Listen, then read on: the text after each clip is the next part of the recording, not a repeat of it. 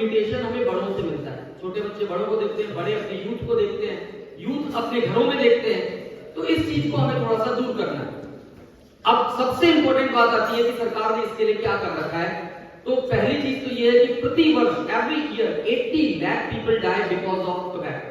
80 लाख आप सोचो लोग मरते हैं।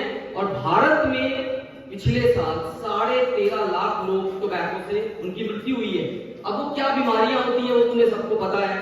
एक्टिव स्मोकिंग के क्या लॉस हैं, पैसिव स्मोकिंग के क्या लॉस हैं, बायो की क्लास में, साइंस में आप लोग पढ़ चुके हैं। फेफड़ों को, हृदय को, हर चीज के ऊपर इसका एक बैड इम्पैक्ट है। और सबसे बड़ी बात तो ये है कि ये एक आपकी ओवरऑल पर्सनैलिटी को कूल नहीं करता, बल्कि इट डिस्टॉर्ट्स योर पर्सनैलिटी। लेकिन ये आजकल का जो ट्रेंड है कि कूल दिखने के लिए आज की जो जनरेशन है वो इस तरीके की चीजें जो है वो करती है।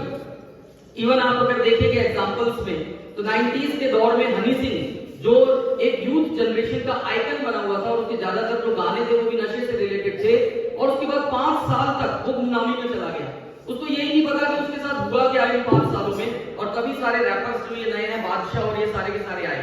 अभी रिसेंटली जब उसने कमबैक किया तो उसका एक पूरी वेब सीरीज आई है नेटफ्लिक्स के ऊपर, जिसमें उसने इस बात को बड़े ही दुख के साथ कहा कि मैंने एक पूरी जनरेशन को नशे के गाने सुना सुना करके ऐसा बर्बाद किया कि मैं खुद उसमें ऐसा बर्बाद हुआ कि वो बताता था कि जहां पर पब्लिक 2 जॉइंट नहीं मार पाती वो 10 जॉइंट लगा करके अपने कार्यक्रम दिया करता था। और बाद में उसका पूरा जो सिस्टम है वो डिफ्यूज हो गया और आज भी वो एक नॉर्मल नहीं है। उसका कमबैक भी जो है वो इतना बेटर कमबैक नहीं है। तो नशे के क्या इम्पैक्ट है, आप ये जो रोल मॉडल जिनको हम मानते हैं उनकी लाइफ स्टोरी को देख करके आप पता लगा सकते हैं।